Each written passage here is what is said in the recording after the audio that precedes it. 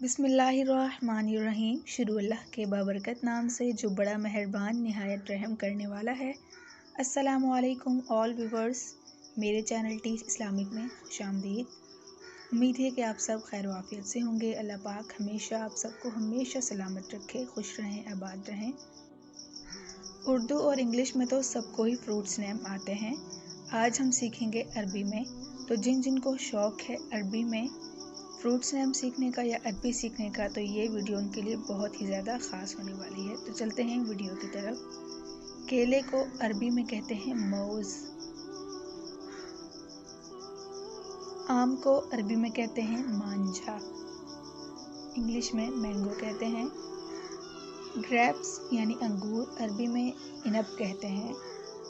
लीची को अरबी में लिच्ची कहते हैं, लित्शी। खजूर को अरबी में तम्र कहते हैं। ऑरेंज यानी नारंगी को अरबी में बुर्तकाल कहते हैं। अनार को अरबी में रुमान कहते हैं। सेब को अरबी में तुफ़ाह कहते हैं। अमरूद को अरबी में जवाफ़ा कहते हैं।